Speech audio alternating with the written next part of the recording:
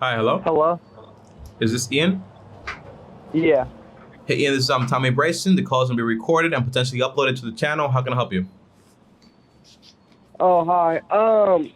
Well, no, I'm starting like an iPhone flipping business for like technology, like just because I like technology and stuff. But it seems like in my city that you can't really bargain anybody down out of an iPhone, or if you try to find a broken one, they just get picked up so fast. So I wanted to know if there's like What's your different ways to city? go. Kansas City. Okay. And I just wanted to know if there's different ways about going to find iPhones besides like just using Facebook Marketplace. Like if you Okay. have any other tips or methods Is that there you've learned. anyone else doing this in Kansas? Yeah, probably like four competitors. And they're making money? Yeah, So it's possible. We know that, right? yeah, So what it sounds like is that you're just getting started. You're getting to know the ropes. And right now you feel like maybe you're a little frustrated because when you're trying to bargain, you don't really know how to bargain. When you're trying to buy broken, somebody already bought it, right? yeah. That's exactly what's going on. I just don't know how to bargain with them. Like I'm just Mm-hmm. not good at it yet. Okay. So the best way to do it is, Ian, the more you do it, the better you're gonna get. But you need techniques.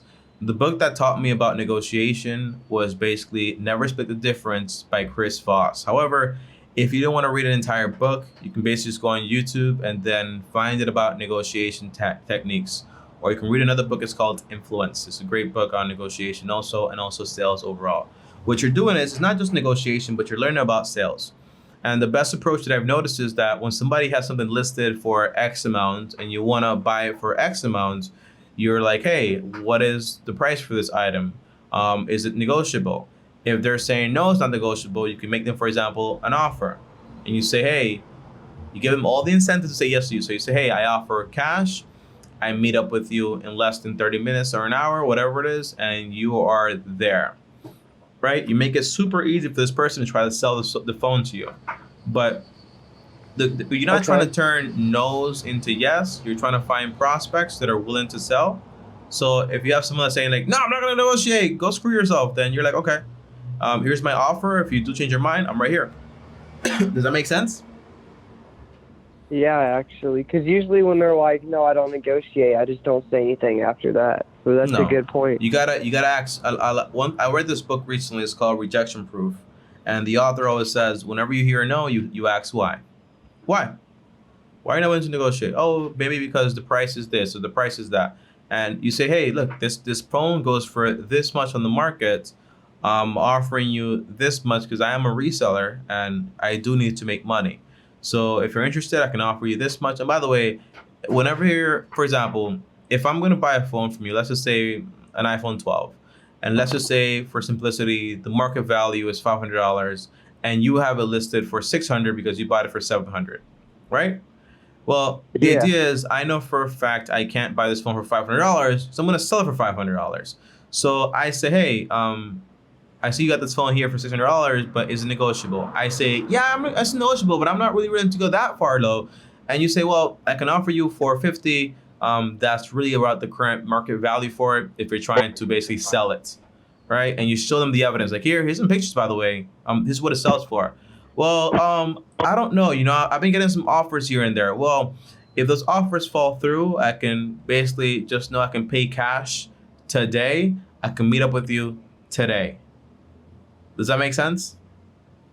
yeah, that's a And really it, good way of looking at it. yeah, and if you have, for example, someone that is just bad, like nah, you lowballing me, don't waste your time, not willing, blah blah blah. You're just like, okay, well, if you're not willing to negotiate, well, here's my information, here is my offer, and if you're down, let me know. I'm available. I've had deals where people said no, but then after they found out that hey, they can't sell it for the price they want to sell it to, they think about me. So you always want to be nice, and once you buy a phone, you always want to ask for a referral. Hey, do you know anybody else selling anything? Hey, are you selling anything personally?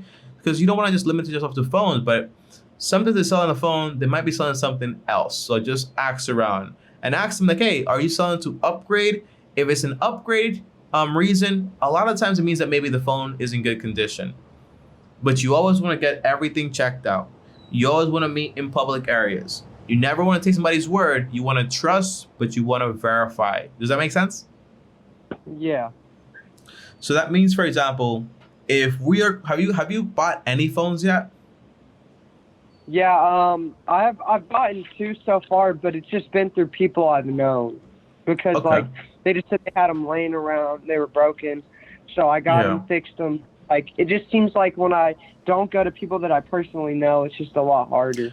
You got to do research, and you got to go through being an approachable person that's a business guy. That's what you got to become. So you got to ask a lot because volume is key. You got to stay on point because this is basically like a full-time job. You're going back and forth with someone. You're gonna be in the market because basically that way you kind of get like access to it as fast as possible. And you know, a great idea is, Ian, if you know how to fix phones already, just screens or also like charging ports, replacing batteries. You know how to do that? Yeah, the charging port is the only one that I'm having a problem with. Okay, so you want to learn how to do that. So what I recommend is potentially, if you want, if you have 4 competitors, consider working for a phone store, and that we can get all the information possible: how to fix phones from top to bottom, how to unlock phones. You know, when I was in the game, they used to use a website. It's called Blowfish. So you can buy a phone that was locked, no problem. You pay the money, and then in 7 days, it's fully unlocked. So to find out all, but I'm not promoting anything, by the way. Just don't think that. But to find, for example, like all the information needed to perform this, consider working under someone. Do you have a job now? Yeah, I do. What do you do? I'm really just working at Jimmy John's as a shift leader, but obviously I love Jimmy John's, man. Yeah, I just turned 18, but I'm not trying to do that for the rest of my life. I feel you. I feel you. So if you work at Jimmy John's, you're the shift leader, and you have some free time, work for a phone store. Consider that. It'll give you income. I was thinking about doing that, but I just don't know if they would like accept me with no experience. Like, I don't know. Well, you've said that you know how to fix phones. Yeah, I mean, I know how to fix a screen and stuff, but I thought those phone stores, I thought you have to kind of like know everything once you go in there. No, maybe work for free or take a class before you go in. Yeah, that's the best way to find out is to ask. And when you hear a no, you say why. And if they tell you the reason why, you be like, hey, if there's ever anything available, you let me know. Hey, I'm willing to work for you. Wanted to know if there's any offers out there. I know how to fix the screens. I know how to fix this. I don't know how to fix this. And that's why I want to work with you, because I want to learn how to do this game. I'm very interested in it. Working for Apple, the Genius Bar, also a possibility. Find out what it takes to work there. What do I have to get? Is it a license? Is it a class? What is it? And you find out, you do it. And then you can work under someone. The only caveat that I found with flipping phones is that you can't really make it as large as you want to make it. And the only way to kind of expand and make it like an offhand job is to hire other people to buy phones, people to fix the phones for you, and people to sell phones. It's the only way to make it offhand. It's a very hard business to kind of like expand on. But let me ask you a question, Ian. What makes you interested about phones? Like, are you interested in technology? Like, what do you want to do as far as a career wise? Yeah, so like, I don't know. I found out I was into technology a lot when I like built my computer when I was like 13, and I built like 3 other computers since then. I love engineering and producing music. So I was like, I just came across one of your videos, honestly, and I was like, wow, like I like iPhones. I've always wanted to know how to fix a phone. So then I gave it a try. Obviously, the first time it took a lot longer than I thought it would. That's how it is. Yeah, and then I don't know. It was just like I just liked it. I don't know, something about it. And I feel like I don't have a truck, so I can't transport like a lot of technology. But obviously, a lot of phones you can transport in your trunk. I mean, a box of phones. Yeah. You know, so you can make a lot of money off how much little space they take, how cheap they are to ship out. Are you in college? No, I'm not. But I'm gonna enroll in college in August. And do what? I'm just looking at getting like a technical degree. I was actually supposed to go over my sister's tonight, and we're gonna look at the degrees they're offering and which one I wanted to go for. Like a trade job? Yeah, maybe. And what? like Yep. technology, Okay. like coding, Consider IT. IT, I think IT. Google has a free program they do. I think it just opened up yesterday, July 7th. Look up Google IT free program. You might be able to find it. IT is pretty good. It's like networking, working in an office. You start at $50,000. You can build up to $120,000. If you want to do coding, look up software software engineering. You can make starting like 70,000, raise it up to 150,000, and then $200,000. Makes a lot of money. However, my one thing would be this, this whole phone business thing that you want to do, you sound a lot like me when I was that age, which was just basically trying different things out and testing things out. What you're going to learn from this is don't worry about the money when it comes to this stuff, okay? Worry about making a profit, of course, but worry about getting really good at selling, negotiating, becoming approachable, and learning about how to present things. Because when you buy something, that's negotiation. When you sell something, that's sales.